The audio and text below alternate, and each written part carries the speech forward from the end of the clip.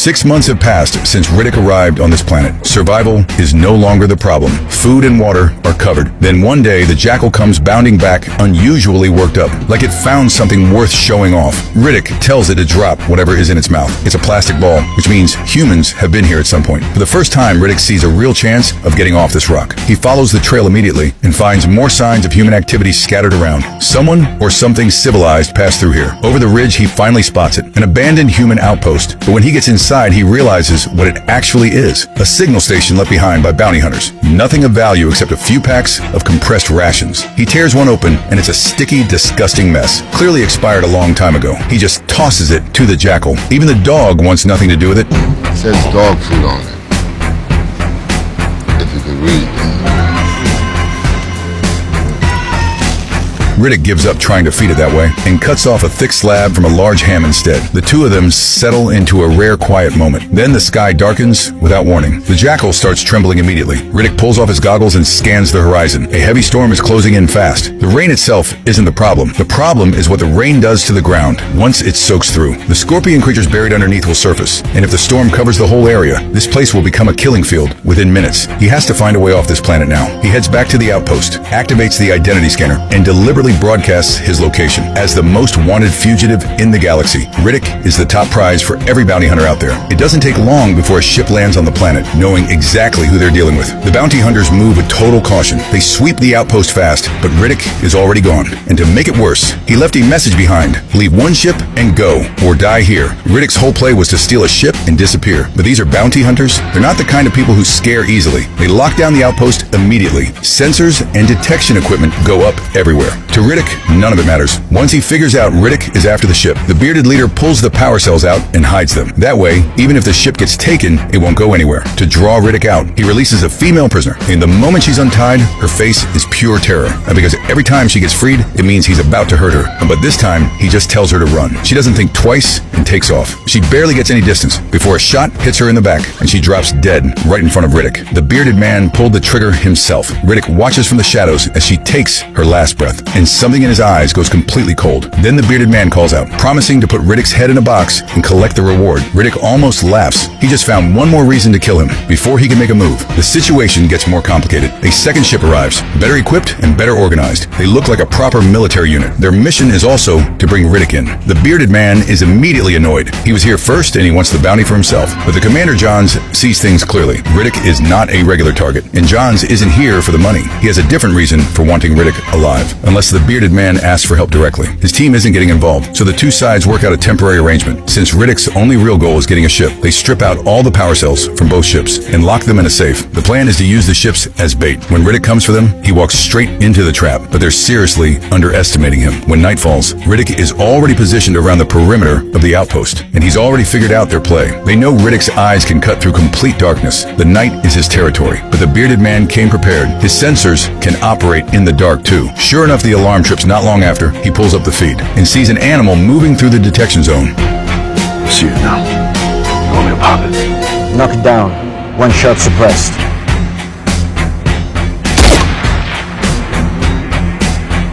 Nice work, Diaz.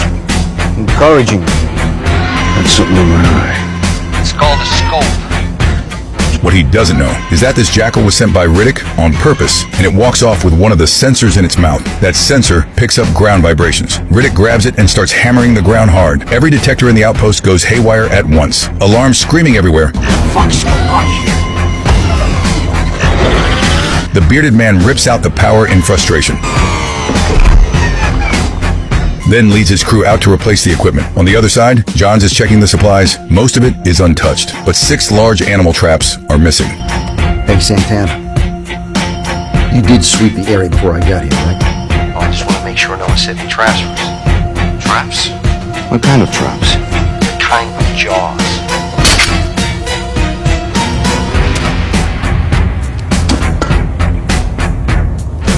Don't touch that fucking thing!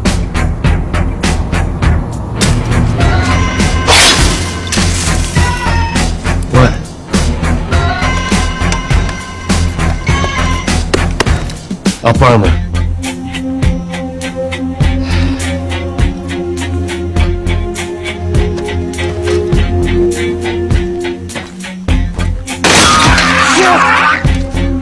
ready.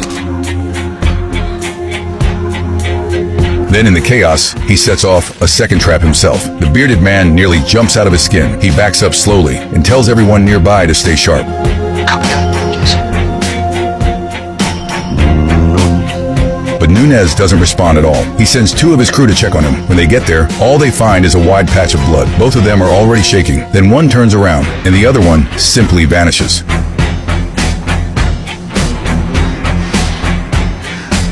Mess with me now. Hey, what is it? Stop! It's me! He's got Falco!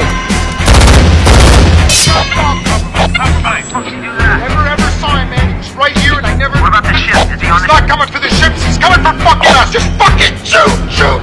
The whole night passes like that. Nobody ever catches a glimpse of Riddick, and they lose two men, with a third missing. The bearded man clears the remaining traps with a scanner, but the damage to morale is done. He finally accepts the truth. He can't catch Riddick alone, so he swallows his pride and goes to Johns. Johns looks like he was expecting this. He lays out two conditions on the spot. First, everyone answers to him, including the bearded man. Second, he takes Riddick alive himself. The bounty is all theirs to keep. The bearded man can't find a single reason to say no, and just like that, the deal is made. Johns knows Riddick is at his best at night, so he orders everything to happen during daylight hours. They head back to where it all went wrong the night before and quickly find animal tracks in the dirt. Through high-powered binoculars, Johns confirms it. An alien jackal has been working with Riddick.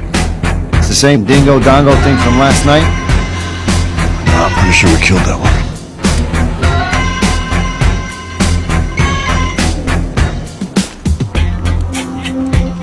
Could be the same one. The same. Dog, get your sniper rifle and barium rounds now. He decides to act first. The female sniper brings out a heavy tracking rifle, chambers a tracking round, and draws a bead on the jackal from over 1,500 meters out. The shot connects clean. Now they can track the jackal in real time, and the jackal leads them straight to Riddick. Johns takes two of his crew on hoverbikes and follows the signal, because he knows a spooked animal always runs home. The tracker leads them to a hidden cave. Instruments pick up traces of human presence inside. Both operatives power up their laser weapons and move into the cave near with care. Inside, the place is filled with basic living supplies. This is clearly where Riddick has been staying. Then just as everyone starts to relax, a shadow drops from somewhere behind them. They open fire instantly on instinct. The current tears through the target and reduces it to ash. John shouts for them to stop. They move in to look and realize the body isn't Riddick. It's the bounty hunter who went missing the night before. That's when Johns understands. He walks straight into a diversion. He immediately calls back to the outpost and tells Dale to stay alert, but Dale is in the shower and doesn't hear a word of it, while at the same moment, Riddick has already moved silently to just outside the bathroom. He casually pockets Dale's compact mirror, then slides onto the ship like a ghost. Using the mirror's reflection to scan the interior, he spots that one of the power cell slots is empty. He puts it together immediately. The real cells are locked in that safe. He slips into the room, planning to take out the bearded man and grab the key, but Dale shows up at exactly the wrong moment and throws everything off. By the time Johns and the others rush back to the outpost, every piece of communication equipment has been destroyed, and the words "fair deal" are scratched into the surface of the safe. The key never left the bearded man's neck,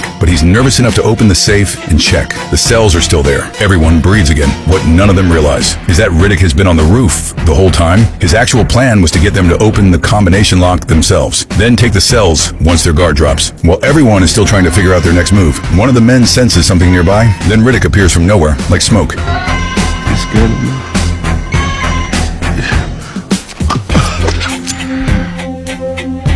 Are they scared of me?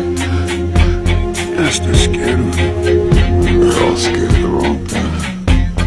He has the power cell and stashes it somewhere safe before anyone can react. Now the leverage is his without that cell. Nobody is leaving this planet alive. At the same time, the jackal starts going absolutely wild. Riddick follows its focus to the horizon. The storm he spotted earlier is almost here. Time is running out fast. Back inside the outpost, everything is falling apart. When the others finally find their missing teammate, he looks completely hollowed out. Once they get the story out of him, everyone realizes Riddick was just here. When Johns confirms the cell is gone, the whole group loses it because the power systems on the two ships are not compatible. The remaining cells can't be combined to make either ship work, which means if they don't get that cell back, every single one of them dies on this planet. While they're still trying to figure out how to find him, Riddick's voice suddenly comes through the radio. He had taken control of their communication system without anyone noticing. And then something nobody expected. Riddick walks out and shows himself coming straight to them, ready to talk terms. I don't believe it. The balls on this fucking guy. Dog, keep an eye on things here.